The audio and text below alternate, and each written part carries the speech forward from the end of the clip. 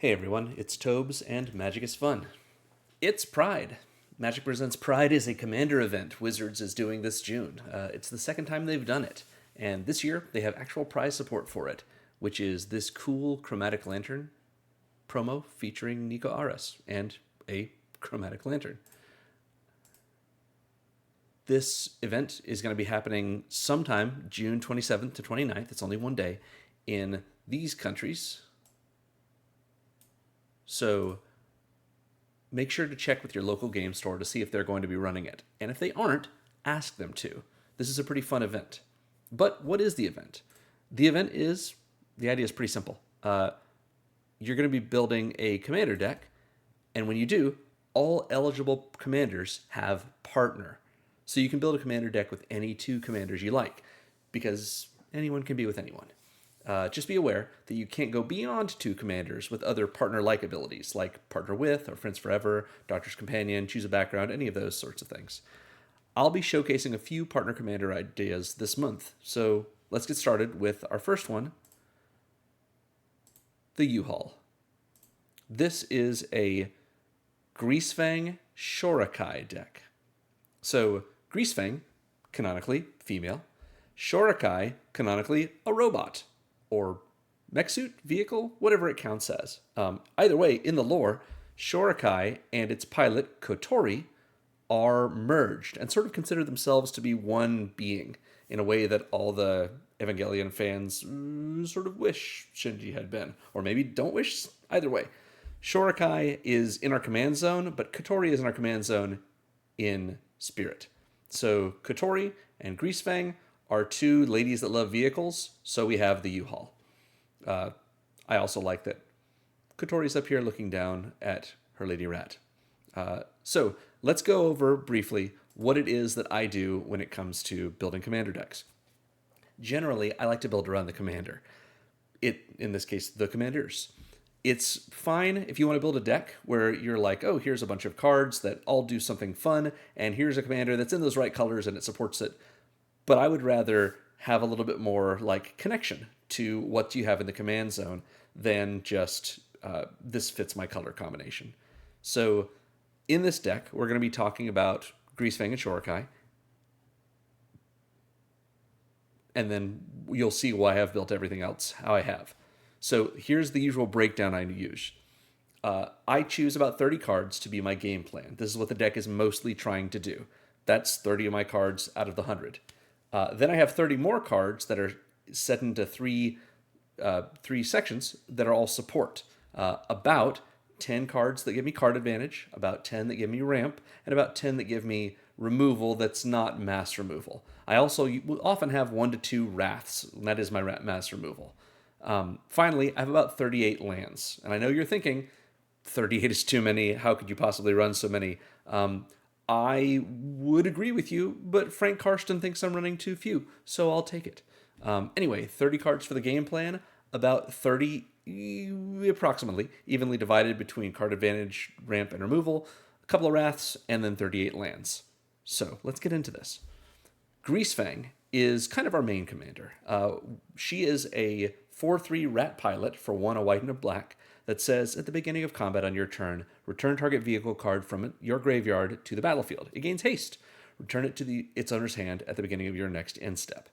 So during the beginning of combat step, Greasefang takes one of your vehicles out of your graveyard, puts it on the battlefield, and gives it haste so you can attack with it. During that same beginning of combat step, you can crew it, probably with Greasefang, and almost all of the vehicles in this deck have a crew value of 4 or less, so Greasefang can crew them.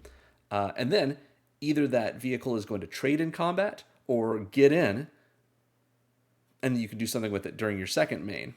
But if you haven't done anything with it and it's still on the battlefield, you'll put it back into your hand at the end step. You don't really want your vehicles in hand. You want to cheat them into play by resurrecting them with Greasefang, reanimating them. But that's okay. We have Shorikai as our other commander. Shorikai is an 8/8 vehicle that can be your commander. Thank goodness. It costs 2, a white and a blue, and it crews for 8, which is like 2 Greasefangs, and that's unfortunate. But that's okay. We have a couple of ways around that, including Kotori, our beloved. But most importantly, Shorikai fills our graveyard and gives us card advantage, because its first ability is for 1 and tap, you draw 2 cards and then discard a card. Then you make a 1/1 pilot creature token with the creature crews vehicles as though its power were 2 or greater. Or 2 greater, rather. So we're going to see a lot of these kinds of pilot tokens in this. But essentially, you pay 4 mana to get Shorikai in play. You pay 1 and tap it to draw 2, and then discard a card, hopefully a vehicle, since that's about a third of our deck. You put that vehicle in your graveyard, go to your beginning of combat step, Greasefang is going to reanimate it, and attack with it. And then it can go back into your hand, and if you want to use Shorikai again next turn, you can just discard the same one again. If there's a way for you to attack with Shorikai, which there are several, you'll be able to use Shorikai for that. But otherwise, it's just a great way to make card advantage and to give yourself a couple of little pilot tokens to get through this. So, these are our commanders. Let's start with our game plan. I'm sure you're not surprised. The game plan is vehicles.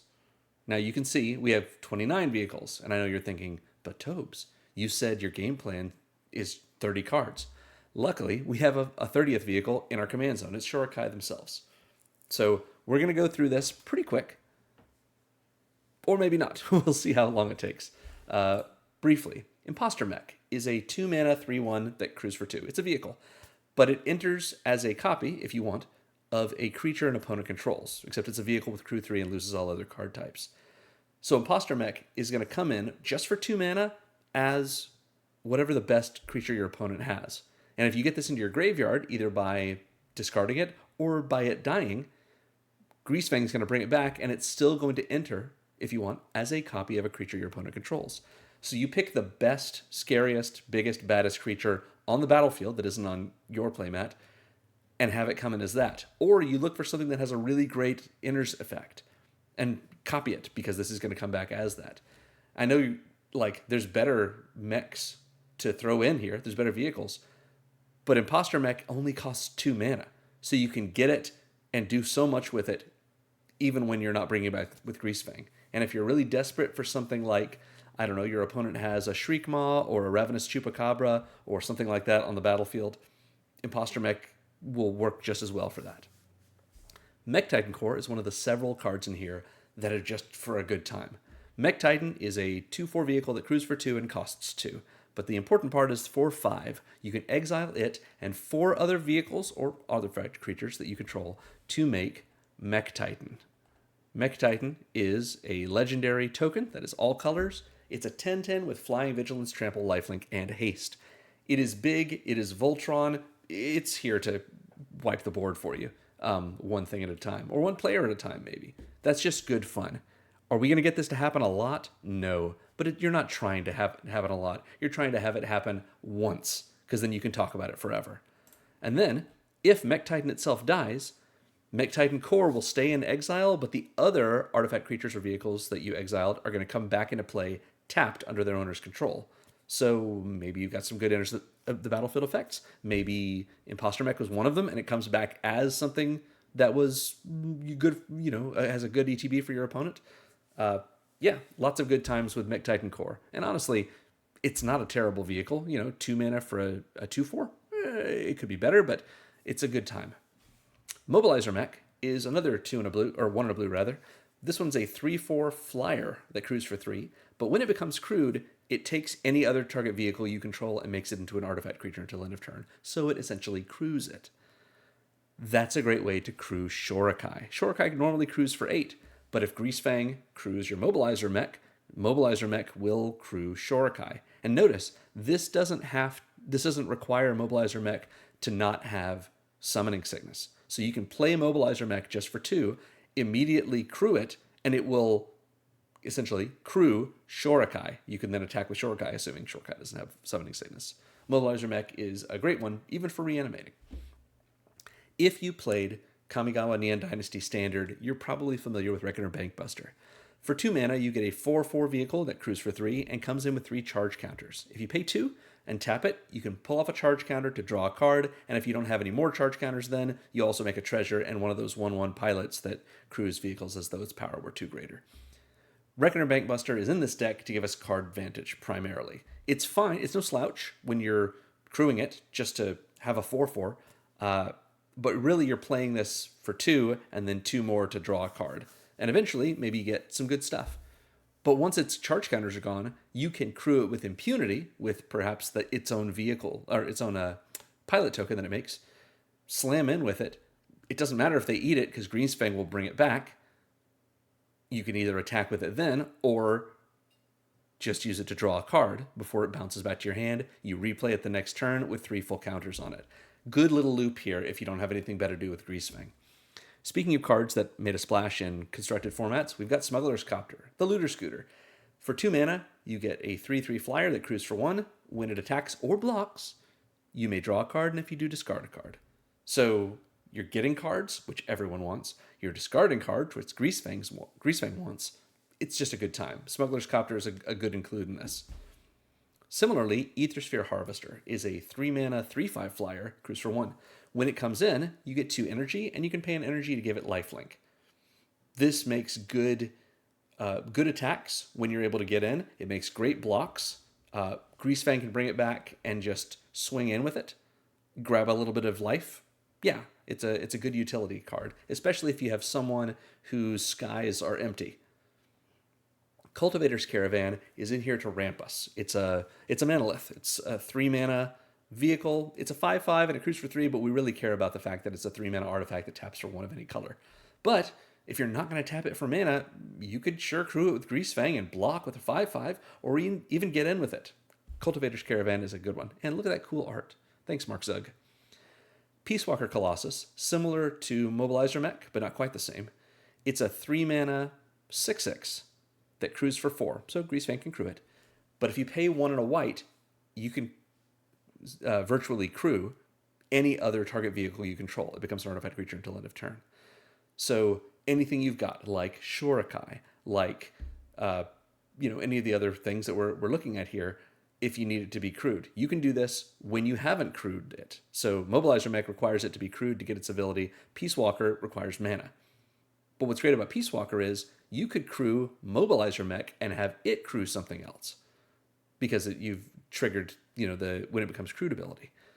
So Peace Walker Colossus, even if all you want to do is block with Shorikai, pay 1 and a white, and you've got your 8/8 blocker. Sounds great. Prodigy's Prototype is good value. For 1, a white, and a blue, you get a 3/4 vehicle that crews for 2, and when 1 or more vehicles you control attack, you make one of those pilots that cruise vehicles as though its power were 2 or greater. Prodigy's Prototype is a 3/4 for 3.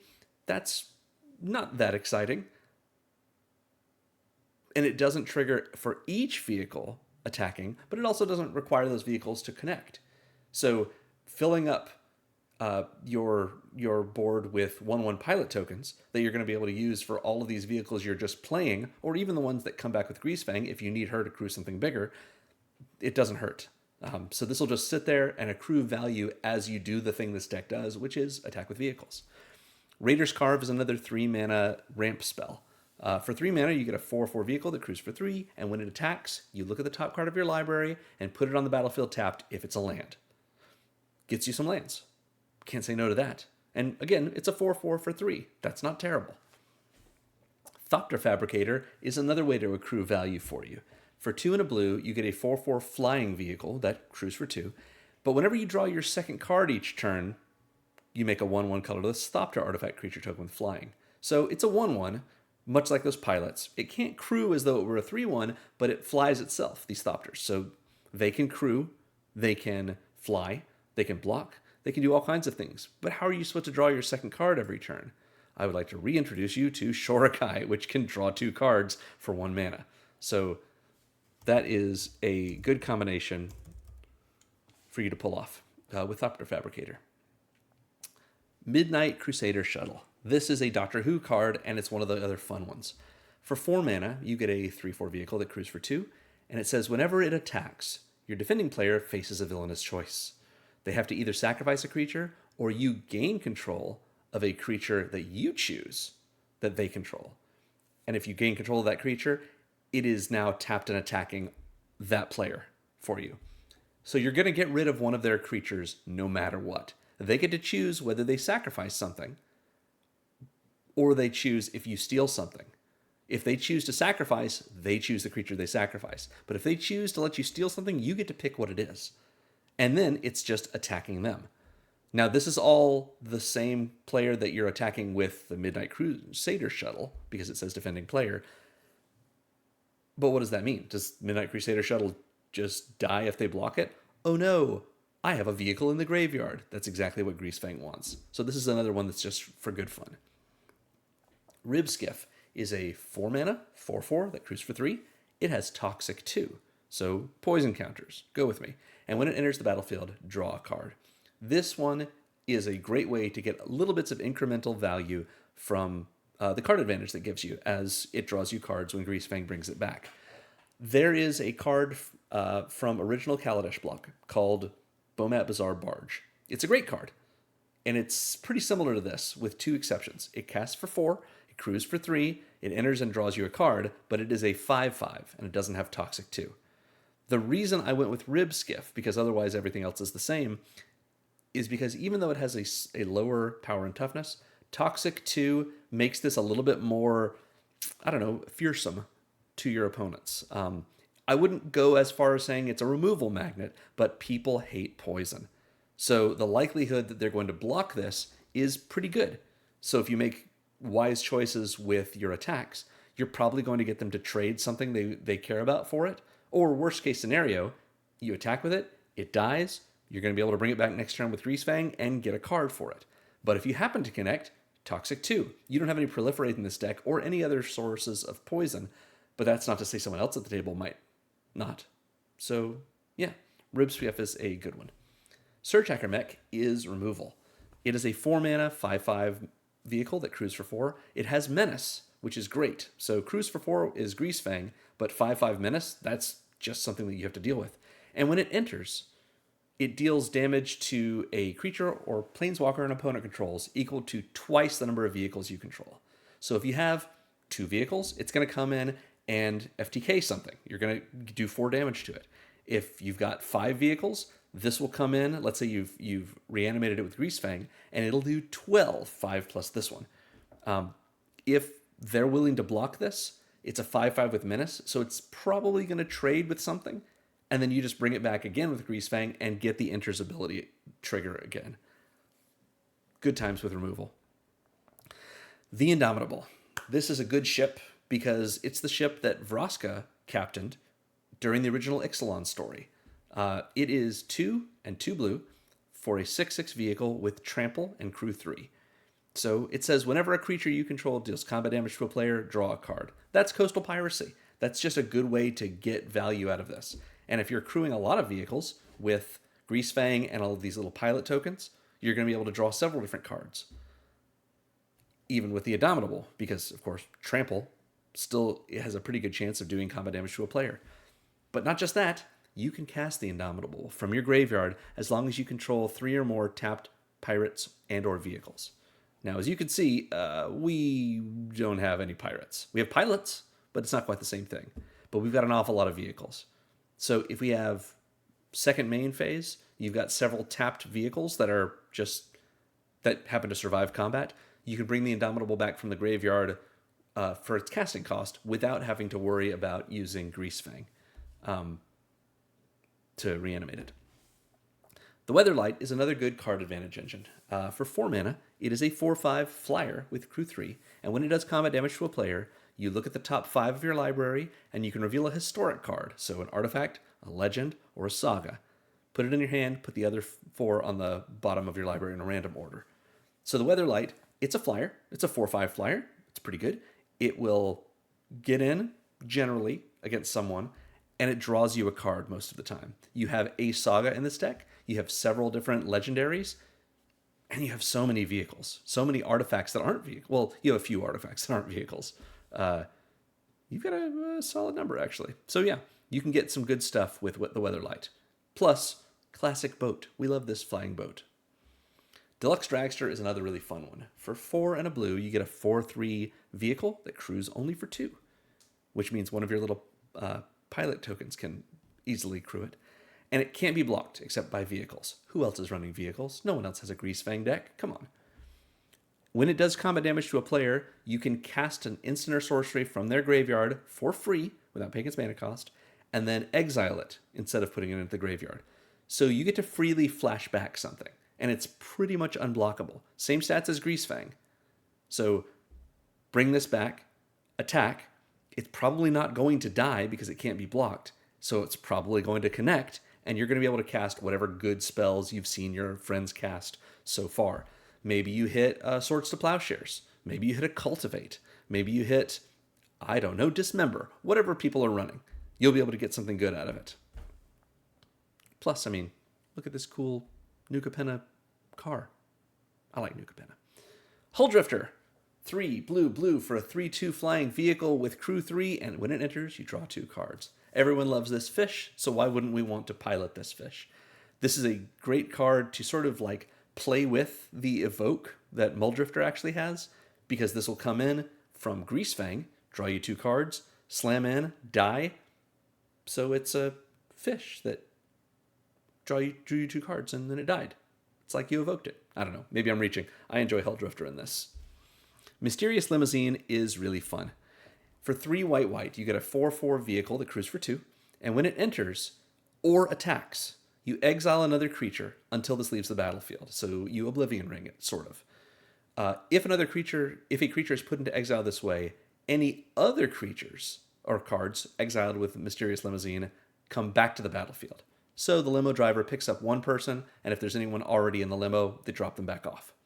So Mysterious Limousine is a pretty good time with the play pattern in this deck. You'll play it just, by casting it, and exile something that is the biggest threat or the biggest problem that's stopping you from attacking. Maybe you exile your opponent's commander. They're probably not going to just leave it under the limousine, so you've just gotten a free kill their commander, and so they have to recast it from the command zone. But if they leave it under the limo, you can just not attack with the limo. It can just stay there. Or if you do want to get rid of something, you can get rid of a token. It'll stay gone. If you want to get rid of something that is a big impediment to your attacks, you can play the limo, not worry about attacking with it, and then next turn, attack with it. That player will get their creature back, but you exile a creature from a different player that you're now attacking, so it opens the way for them. You can even use this politically by saying, hey, I'll get rid of your creature now because it has a great enters effect that you can enjoy next turn, as long as you give me some kind of good deal for that. A little bit of a slow flicker if you want to look at it that way. And if this does die, Greasefang can bring it back, get rid of something else just for now, and then it'll go back to your hand. So Mysterious Limousine has a lot more utility than at first it seems. Plus, sleek Lamborghini. Possession Engine. 3 blue, and it's a little bit like the limousine. It's a 5/5, it crews for 3, and when it enters, you gain control of a creature your opponent controls for as long as you control this vehicle, and that creature can't attack or block for as long as you control this vehicle. So that is, even if they somehow regain control of it, it still is pacified. It still has pacifism on it. Worst case scenario, you play this as a control magic, get your opponent's best creature, and use it to crew your vehicles all day long, which it can do right away because it doesn't matter that it has Summoning Sickness for the crew effect, the crew ability. Or you can use this just to crew the Possession Engine, and eventually they'll get their creature back, but you can replay Possession Engine with Greasefang. So very similar to Mysterious Limousine in that way. It doesn't give your opponent enters triggers the way that Mysterious Limousine would, because of course their creature isn't leaving the battlefield. So you've got a couple of different use cases here. Good times. Salvation Engine is one of our big boys. 4 and a white for a 6/10 vehicle. It crews for 6, so Greasefang can't crew it herself. But you've got lots of pilot tokens sitting around, probably, especially if Shorikai has been doing their work. Salvation Engine gives all other artifact creatures you control +2/+2, which makes Shorikai into a 10/10 when he's crewed. And whenever this vehicle attacks, return up to 1 target artifact card from your graveyard to the battlefield. So it can be a vehicle, just like Greasefang. Doesn't give the vehicle haste the way Greasefang does. But let's say you were to bring back your Rib Skiff or your Mysterious Limousine, let's say the Limousine, you attack with Salvation Engine. You've got Mysterious Limousine back. It gets rid of something so Salvation Engine can slam in. And then next turn, Mysterious Limousine, you can crew it if you want, making it into a 6/6 because it's then a artifact creature, so it gets +2/+2 from Salvation Engine. And now that you've crewed it with Greasefang, let's say, it's a 6/6 that can then crew Salvation Engine. And then you can attack with this and bring something else back from your graveyard. Salvation Engine is something that's going to buff all of your team. It's going to give you all kinds of good stuff. And it should be a removal magnet. Your opponents should say, that's a problem, let me get rid of that. Which is fine if they get rid of it, because Greasefang brings things back. You want this stuff in your graveyard. It'll come back. It'll attack with its haste, with Greasefang reanimates it. And then you'll be able to get something else back from your graveyard. You do have to chain crew it if you were to play it that way. Like, obviously, it comes back and Greasefang can't immediately crew it herself, but I bet you've got something sitting around that will help you do that. Next up, Sky Sovereign. More removal. 5 mana for a 6/5 flyer, crews for 3, and when it enters or attacks, it does 3 damage to a creature or planeswalker an opponent controls. So it lightning bolts something when it comes in. If Greasefang's reanimating it, it lightning bolts something, and then it bolts something again when it attacks. You're doing 6 damage to something that's Inferno Titan? That seems pretty good. I like Sky Sovereign. And look at this big boat. Everything on Avishkar looks so cool. Detention Chariot is sort of like Mysterious Limousine as well. Also from Aetherdrift, like a bunch of these things we've seen so far. For 4 white, you get a 6/6 vehicle that crews for 3, and when it enters, you exile target artifact or creature an opponent controls until this leaves the battlefield. So it just Oblivion Rings something. That's pretty good, though. Get rid of your opponent's biggest, worst, scariest thing. Maybe they've got a Panharmonicon out. Maybe they've just got, I don't know, a Clockwork Orrery or an Unwinding Clock, whatever they may have. Detention Chariot will get rid of it for you, or some big creature. And then you've got a 6/6 that you can attack with or block with, or just hang on to it. It's an expensive Oblivion Ring, but it's not a bad card, especially because it has cycling for 1 white. You pay a white, discard this, and draw a card. Then Greasefang will reanimate it. You don't have to attack with it if you don't want to, but it will get rid of their worst blocker, or their best blocker, I should say. Maybe you do attack with it. It dies, hopefully trading for something in the process. They get their they get their big blocker back, whatever they got rid of, but you can just do it again next turn because now it's back in your graveyard. And all of that for 1 mana, and it drew you a card in the process. I'm not a Fallout guy, but I believe this is the Pridwin, Steel Flagship. For 4 white, you get a 6/6 vehicle with crew 2. It flies, and when another non-token artifact enters the battlefield under your control, so whenever Greasefang's ability triggers, create a 2/2 white human knight creature token with this creature gets +2/+2 for as long as an artifact entered the battlefield under your control this turn. So generally, this is going to come in, when this is in, whenever Greasefang's ability triggers and you bring something back, you're going to get a 2/2 that is a 4/4 for that turn, because what created it was a non-token artifact coming in. So you're going to have you're going to eventually build up plenty of 2/2s that are essentially all 4/4s all the time. They don't have vigilance like a lot of knights, but that's still a whole bunch of tokens that at the worst can crew your other vehicles. Maybe they even build up with Greasefang and crew things that she can't crew on her own. We have a Demonic Junker. This is a 7 mana one, but maybe not, because it has affinity for artifacts, and you're going to have plenty of artifacts out. Demonic Junker casts for 6 and a black. It's a 4/3, so Greasefang stats, and it crews for 2. When it enters, for each player, destroy up to 1 target creature they control. If a creature you controlled was destroyed this way, put 2 1/1 counters on this vehicle. So here's the play for Demonic Junker.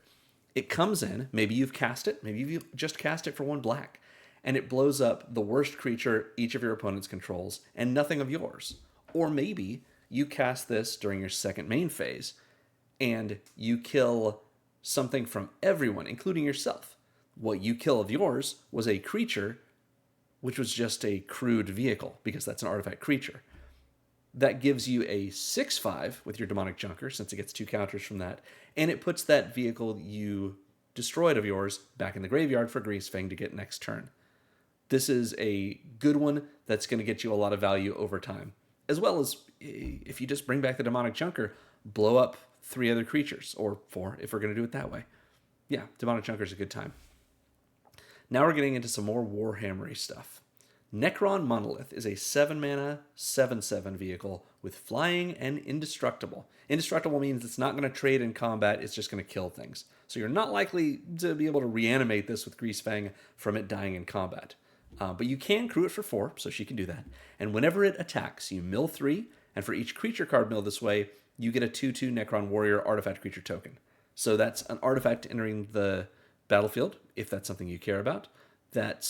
We have a couple of things in here that care about that let you use improvise or affinity for artifacts. But also, those are just 2/2 creatures that can block, can crew. That's a good time. Now, that's for each creature card milled this way. You're running a total of 11 creatures, including Greasefang. So probably not going to happen. But that's a nice way for you to fill up your graveyard with vehicles. You care about milling, not so much about the Necrons. They're just a little bonus. And beyond that, you have a 7/7 flying indestructible. I wouldn't say no. I went back and forth about putting the Reaver Titan in this deck because I tend to build my decks on a budget. You can see that, according to Card Kingdom, this is a $150 deck right now. Reaver Titan is $28 of that. There's plenty of options you can go with other than this, but this is a big boy, and it's a pretty fun one. For 7 mana, you get a 10/10 that crews for 4. So Greasefang can drive this 10/10. It has protection for mana value 3 or less. So a lot of the removal spells you're going to be dealing with, mostly in Commander, the really efficient ones, aren't going to touch this sucker. And then whenever it attacks, it deals 5 damage to each opponent. That's 12.5% of everyone's starting life total. So even when it's attacking, it's already done 15 damage. And then it's a 10/10 that can't be blocked by anything mana value 3 or less.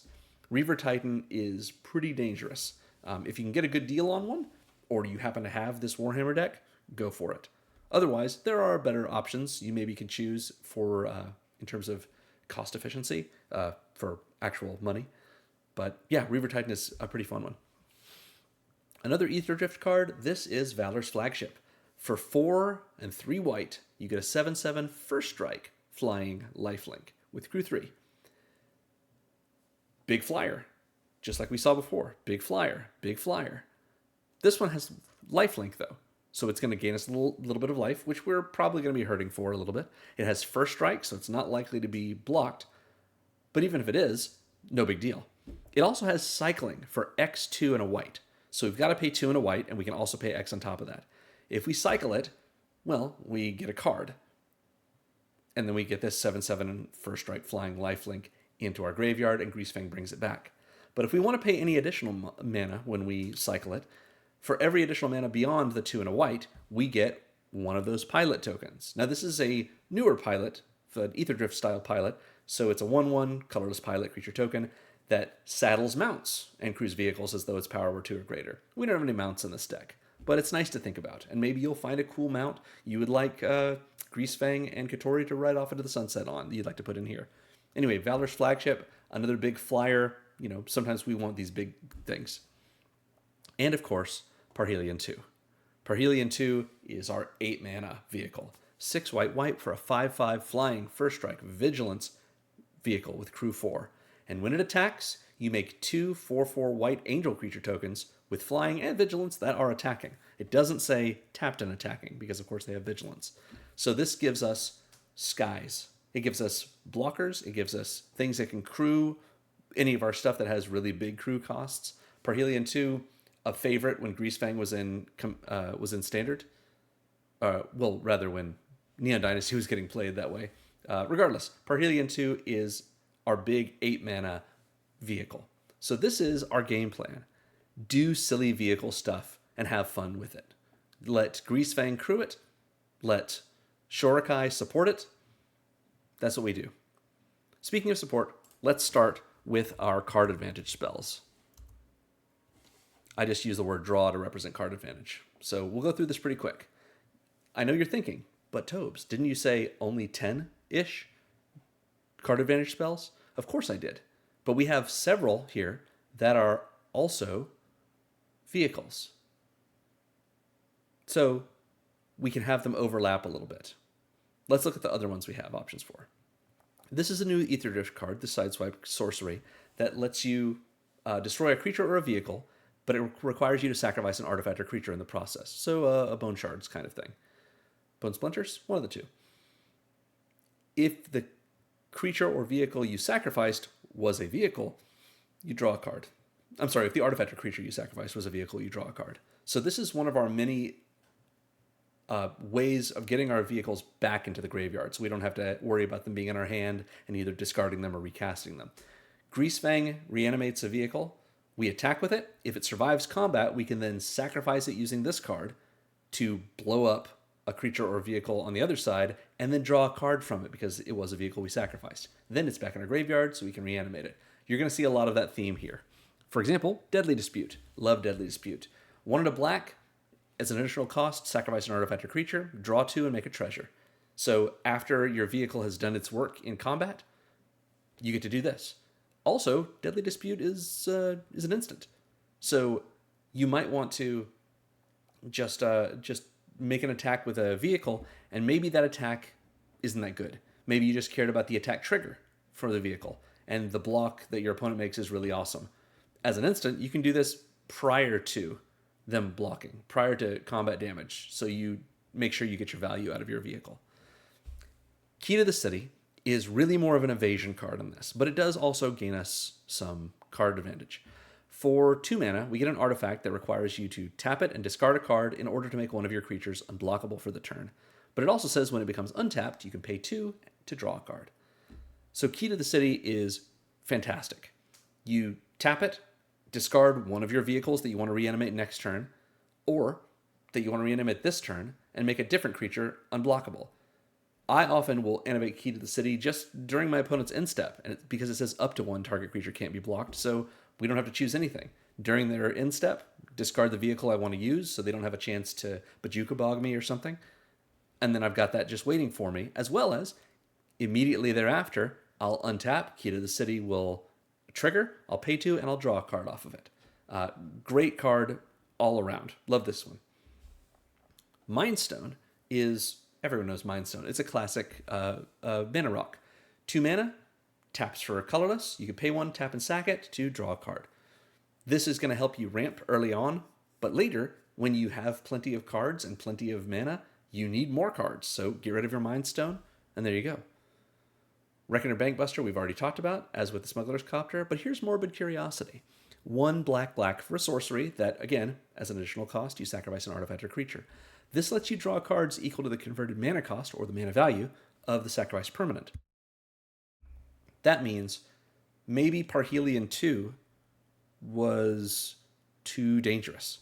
Or maybe, maybe your opponents are threatening it. Maybe they've got a kill spell out. Parhelion 2 costs 8. So this is a sorcery, so you're not going to be able to do this in response.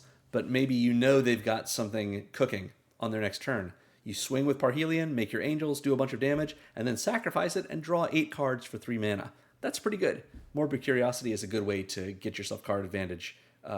Because 3 mana, even if you're drawing 2, that's divination. And it puts one of your vehicles back in the graveyard, which is what we want anyway. Network Terminal is another manalith. 3 mana, taps for 1 mana of any color. But also, for 1 tap and tap another untapped artifact you control, like maybe one of your vehicles that has Summoning Sickness, you can draw a card and discard a card. Putting cards in your hand. I know everyone's thinking that's not card advantage, but in a deck that is a Reanimator deck, putting cards in your graveyard isn't really the same as losing them. So you're getting a card in your hand, you're putting hopefully one of your vehicles in the graveyard. Maybe this is happening during your pre-combat main phase, and this is just loading you up for a big attack that no one saw coming. Network Terminal is a good include. Mu Yanling, Windrider, is a mythic from Aetherdrift. She is 2 blue for a 2/4 human wizard pilot. Sounds good to me. When she comes in, she makes a 3/2 colorless vehicle artifact creature token with crew 1. So she comes in with her own vehicle. That's great. and she gives all of your vehicles flying. That way you have evasion, so you don't have to worry about blocking, or being blocked rather. Now I know you're thinking, but don't I want to trade in combat? Of course you do. But there's something to be said for having all of your giant cars fly through the sky and just hit your opponent in the face. That's a good time. And when one or more creatures you control with flying deal combat damage to a player, draw a card. So in all honesty, Moo's whole deal is essentially drawing you a card every turn, because you're going to be flying in with your vehicles, and unless your opponent has an awful lot of flying blockers or reach blockers, you're going to be getting a card off at every turn. And you have a bonus vehicle that you could crew with anyone, including Moo. We've talked about the Ribskiff. Hopefully, everyone knows Solemn Simulacrum. This is our sad robot. For 4 mana, you get a 2/2. When he comes in, he rampant growths you. When he dies, you draw a card. So he sits around, and maybe he'll draw you a card, but more importantly, he can crew your vehicles, and he fixes your mana by finding you a basic land and putting it into play tapped. So we love the sad robot. No one's going to complain about him. Finally, other than the other vehicles we have here, we have Voyage Home, another Aetherdrift card. It is an expensive one, 5 and a white and a blue, but it has affinity for artifacts, so it might just be 2 mana. Draw 3 cards, gain 3 life. Hard to say no to that. The next support section we use is Ramp. This is pretty simple because we've seen a lot of these cards already. Everyone understands what Sol Ring does. It's the symbol of the format. 1 mana, taps for 2 mana. No one's going to say no to that, especially when you have so many artifacts in play. Arcane Signet is similar. 2 mana, taps for 1 mana of any of your commander's color identity. So in this, it taps for white or black or blue. Then we have all 3 signets, Azorius, Dimir, and Orzhov. These all filter mana, 2 mana rocks that when you pay 1 additional mana, you end up with 2. So it adds 1 mana, essentially, but it gives you a good way to filter into different colors. Similarly, Felwar Stone. I like running Felwar Stone. I mean, it's good in most decks, just as a 2 mana rock. But I like running it, especially in 3 or more color decks, because the likelihood that it's going to tap for 2 of your colors is pretty high. Maybe it'll tap for all 3. So Felwar Stone for 2 mana, you tap it and add 1 mana of any color that a land an opponent controls could produce. That's pretty good. Other than that, I think we've covered all this. I have Deadly Dispute here because Deadly Dispute makes a treasure. I don't typically count treasures as ramp unless it makes a lot of it, but it gives us a little something. Everything else we've seen is either something that would also draw us cards or is a vehicle. Finally, we have our interaction. Where is my interaction? Oh, there it is. Oh, it just was hidden under the bar. All right, let's take a look at these. Again, as you noticed with ramp and now with removal, we have a few that are just vehicles. That's why we have this overlap. So let's go through these. Dispatch. For 1 mana, you tap a creature, but if you have Metalcraft, which is you control 3 or more artifacts, you exile that creature. It's just a better version of Swords to Plowshares, assuming you have Metalcraft, so it's a much worse version. Swords, the best removal spell in the game. For 1 mana, you exile a creature, and its controller gains life equal to its power. That's great. I don't know what more to say about that. I went back and forth on whether or not I wanted to put Path to Exile in this, but I had a few other removal cards that seemed like they were more fun. For example, Despark. White and a black, exile a permanent with mana value 4 or greater. It's an instant, it gets rid of your opponent's big stuff. Sounds good. Similarly, Fracture is it's disenchant, but it can also hit planeswalkers. It just costs a black instead of a colorless. So yeah, that's our planeswalker killer. It's our artifact and enchantment killer. Yeah. Now on to the more fun ones. King Makar the Gold Cursed. I wish they would reprint this card because it's so cool. 2 black for a 2/3 human with Inspired. When he becomes untapped, you may exile a creature. If you do, you put a colorless artifact token named Gold onto the battlefield that says, sacrifice this artifact, add 1 mana of any color to your mana pool. What that means is, when he becomes untapped, you exile a creature and make a treasure that you don't have to tap to use. It's so good. It's just so good. The normal challenge is you have to untap with him. So most of the time people are going to say, well, I don't really want to attack with him. But you don't have to attack to untap if you're tapping him to crew vehicles. And remember, with vehicles, unlike saddle, the ability that mounts have, you can overcrew. For example, this Surge Hacker mech crews for 4. I can crew that with just Greasefang, but I could choose, if I want, to crew it with Greasefang and King Makar at the same time. Just tap any number of creatures with a total power of the crew value or greater. So get King Makar tapped, next turn, exile something. So as long as people don't mess with him, you're getting rid of the worst threat on the board that your opponents control every turn and getting paid for it with these gold tokens. That's a good time. Finally, since we've covered all of these other removal vehicles, Argentum Masticore. I really like this card. For 5 mana, you get a 5/5 Phyrexian Masticore with first strike and protection from multicolored. So it's not going to save you from. It's not going to be saved from swords, but it can't be desparked either. So not bad. It says at the beginning of your upkeep, sacrifice it unless you discard a card. So you're putting cards into the graveyard. That's what you want to do anyway. And when you discard a card this way, destroy a non-land permanent an opponent controls with mana value less than or equal to the mana value of what you discarded. So if you discard Sky Sovereign, you just destroy any non-land permanent with mana value 5 or less. And then Greasefang reanimates Sky Sovereign during your turn, during your beginning of combat step. If it survives combat, it will bounce to your hand and you can discard it again to the Masticore. In the meantime, Masticore blocks as a 5/5 first striker. It attacks as a first strike 5/5, of course.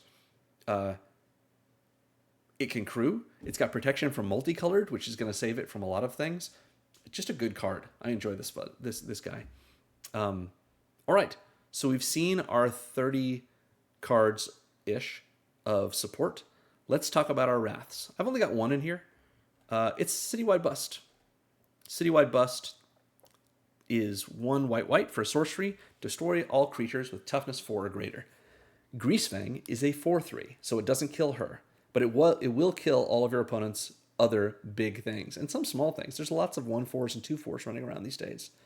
Citywide Bust is not a super exciting board wipe, but you don't need a really exciting board wipe. I mean, you could run Day of Judgment, but isn't it more fun to run things that are less often seen, like this rare from Guilds of Ravnica? Yes, this will kill any of your crewed vehicles if you cast it while they're crewed, which just puts them in the graveyard so that Greasefang can get them back next turn. That's good. Let's talk about our last few cards before we get to the lands. I have a couple little additional categories I've put here, like Evasion. We talked about Key to the City, making things unblockable. We talked about Muyanling, making things have flying. Aeronaut Admiral is a 3/1 flyer for 4. That's a little expensive, but it has the same effect of Mu. Gives all your vehicles flying. So why wouldn't you want things to fly? Again, just a fun include. And he is essentially one of the pilots, the pilot tokens that we were talking about before, because he's a 3/1. So he's essentially a 1/1 that crews for 2 higher. I mean, I know he's really a 3/1, but you follow what I'm saying. We all understand this. And then Okiba Reckoner Raid. I love this card. Had a great time with it during the Kamigawa pre-release. Just a big fan of this little one mana saga. It is the one saga that we can pull out from the Weatherlights trigger. So first 2 chapters, each opponent loses a life and you gain a life. Then it flips into a 2/2 enchantment creature, Rat Rogue. With Menace, gives all your vehicles Menace. So that's the Evasion. Menace, if you've got flying already on your vehicles and now they have Menace too, that's crazy. That's nothing's getting blocked. That's really fun. And worst case scenario, you've drained everyone for 2 and you've gained 2. That's just fun. 1 mana. Who wouldn't say no? Who wouldn't say yes, rather? Huh. All right. I called this section Graveyard because it's just the things that care about putting other cards in the graveyard and taking advantage of that. We've seen a lot of these already. The cards that sacrifice your stuff, the cards that discard things. Let's talk about Cynical Loner. Can't be blocked by Glimmers. That's all right. It's a 1 and a black for a 3/1, Human Survivor. But it says at the beginning of your second main phase, if it is tapped, You may search your library for a card, put it into your graveyard, and then shuffle. So you use her to crew during combat. Then your second main phase comes up, and you get to entomb something. So I don't typically enjoy tutors in general, but having this one here is not terrible.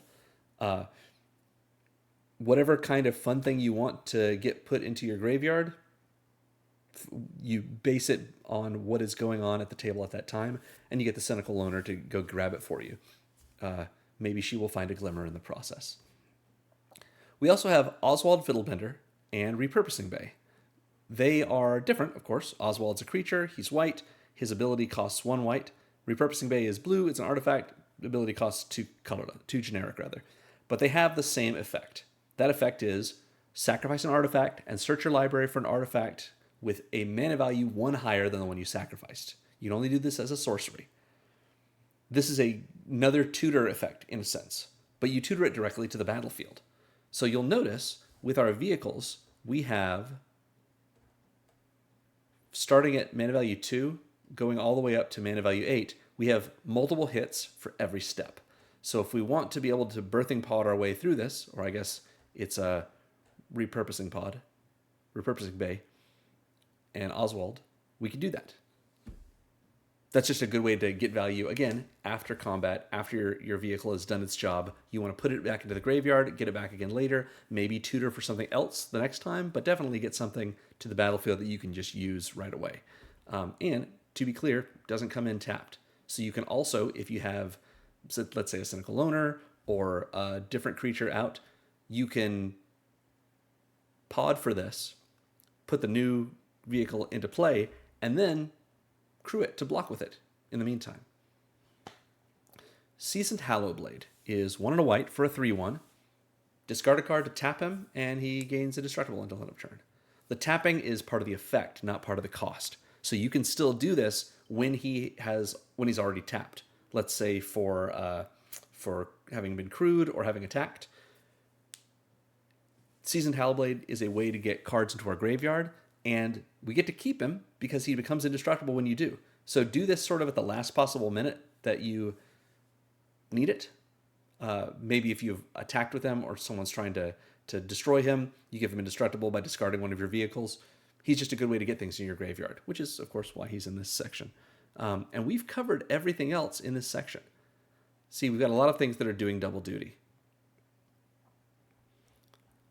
I believe that's everything we've got. Oh, no, we've got the value section. Of course, the value section. Here's where we get to see Kotori. This is where she belongs because she gives all your vehicles crew 2. So that means not only can Shorikai be crewed by basically anything, it means all of your stuff can be crewed by basically anything. You've got all of those 1/1 pilot tokens.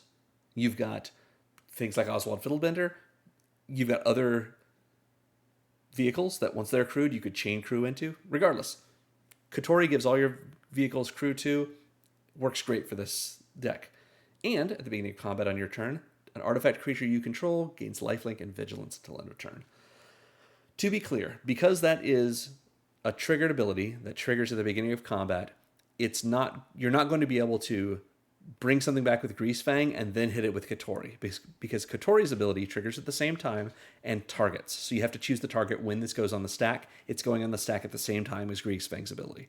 So if you wanted to, Greasefang back your Reaver Titan and then give it lifelink and vigilance with Kotori, sorry, that's not going to be how it works. But Kotori has a 2 power. So let's say you already have the Reaver Titan in play and you're using Greasefang to bring back Parhelion 2. You get your Parhelion 2, you get the Reaver Titan, you give the Reaver Titan, lifelink and vigilance from Kotori, and then it doesn't matter that it has a crew of 4, it also has a crew of 2, so Kotori can pilot it. Or let Greasefang do it and let Kotori do Parhelion 2 because it also has a crew of 2, thanks to her. Grade include, we Stan? Yeah. Let's see what else. We have this Night Paladin. Oh, we have Night Paladin. What am I doing? Night Paladin is supposed to be a vehicle. So we actually have 31 vehicles in this deck. Good job, me. Night Paladin is a 5-mana 6/6 with trample and crew 1, and when it enters, it deals 4 damage to each opponent. So it's sort of like a baby Reaver Titan. When this attacks, it deals 5 damage to each opponent. But because this is an enters trigger, you're going to be able to get this as soon as Greasefang brings it back from the graveyard. So 6/6 with trample, that's pretty good. And then it just does 4 damage as well. If it's unblocked, that's doing 10 damage, which is the same as a Reaver Titan. Good times, Night Paladin. Finally, we have Kappa Cannoneer. Kappa Cannoneer is the one spell, I think, in the deck that has Improvise. It is 5 and a blue for a 4/4 Turtle Warrior with Improvise, so you can tap artifacts to pay 1 generic for when you cast it. It has Ward 4, and it says whenever an artifact enters the battlefield under your control, put a 1/1 counter on this, and it can't be blocked this turn. It doesn't say another artifact, and it is itself an artifact creature. So Kappa Cannoneer comes in. You're probably not paying 6 for it because you're using your vehicles post-combat to tap them for mana to bring the Kappa in. But even if not, for 6 mana, you get a 5/5 with Ward 4 because it comes in and immediately puts a counter on itself. Then, at the start of combat on your next turn, Greasefang is going to probably bring a vehicle back, which is going to put another counter on this, making it a 6/6 unblockable. Kappa Cannoneer, like several of these cards, such as Reaver Titan or Salvation Engine or Parhelion, Kappa Cannoneer is a good removal magnet. And it's a difficult one because of its Ward 4. But when it goes away, that's okay. You've gotten all of the value out of it that you need. It's just a good include in this deck. Finally, let's talk about our lands. Land is land. We have a couple of different cycles of land in here. I tend not to build my decks with a lot of fetches or shocks or surveil lands, the kind of lands that are more likely to be most expensive. I want us to have a good time. I want us to have a functional land base. It doesn't have to be a brilliant one. In fact, let's take a look at this all in an easier way. So we've got our lands here. We have the cycle of bounce lands. These are lands that come in tapped, and when they enter, you return a land you control to your hand. But they tap for 2 mana. So they set you up for a land drop next turn. Bounce lands are a lot of fun. There's also something fun you can do with these, which I'll mention in a moment. I have each of the pathways that work in our 3 colors. Pathways are modal double-face lands, so you can play them as their front side or their back side, whichever one you want. That's the sneaky trick. So let's say you need white, so you play this Bright Climb pathway on this side, on its front side, and then a couple of turns later, you draw your Azorius Chancery, you play it, and bounce your Bright Climb pathway back to your hand. Now, next turn, when you play your land for a turn, you can play this on its backside. And now you've got all 3 of the colors you need. Nice little interaction there. Of course, we're running Command Tower because it's the same as Azorius Signet. It's just the land that taps for anything you need. We've got all 3 of the filter lands. So they filter 1 generic to make 2 mana of the specific 2 colors. So that's just like the Signets that we've seen. I'm running all 3. These are sort of my more expensive lands. These are the slow lands from the most recent Innistrad visit. They come in tapped unless you control 2 or more other lands. They don't have to be basic. Filter land. We've got the 3 relevant gain lands. They come in tapped. They tap for 1 or 2 colors, and they gain you a life. I of course am running these because they printed these in Kamigawa Nia Dynasty. So I've got to use those arts. We have Exotic Orchard, which is just like Felwar Stone. Taps for mana of any color that a land your opponent controls could produce. We have Gaia Reach Sanitarium, which taps for a colorless, but you can also pay 2 and tap it for everyone to draw a card and discard a card. Now, that's a little bit of card selection for everyone else, but as I mentioned before, with Greasefang, discarding a card isn't really card disadvantage. So this may not be getting you, +1 card total, but it sometimes will be. For everyone else, sometimes it's a little bit of card selection, and that makes them happy, and sometimes it forces them to discard something. If they're empty-handed, it's just you milling them 1. Gaia Reach Sanitarium is a good include. I have all the check lands in here as well, so they enter untapped if you control one of the 2 basic land types that it's associated with. Don't have a lot of basics that we're running, but these will probably work for you. Let's see. Mech Hanger, it taps for colorless. You can tap for any color if you want to cast a pilot or a vehicle, and you have plenty of colored vehicles in this. Or you can pay 3 and tap it to essentially crew a vehicle. That's not going to come up that often, but when it does, you're going to be glad you had the mech hanger in here. We have a monumental henge. The henge enters the battlefield tapped unless you control the planes, sort of like one of those checklands we mentioned. It taps for white, and for 2 white, and tap this, you do what happens when the weather light hits. You look at the top 5, reveal a historic, put the rest on the bottom in a random order, put that historic card in your hand. So a good way to draw yourself cards if you have a lot of mana later and you're just digging for something, for a good vehicle to throw out there. Myriad Landscape is a little bit of ramp. Comes in tapped, taps for colorless, but you can pay 2 and tap and sacrifice this to go find 2 basics of a land type of the same land type. So if you've already got your whites and your blues and you need some black, you can go get 2 swamps with this. Path of Ancestry is... So it's in this because it's a command tower that enters tapped. That's not terrible in a deck like this. It also, when it adds 1 mana of a color in your commander's identity, if you use that to cast a creature that shares a type with your commander, you scry 1. So that means whenever you recast Greasefang, if you have to recast her, you're going to scry 1. But also, Greasefang is a pilot and a rat.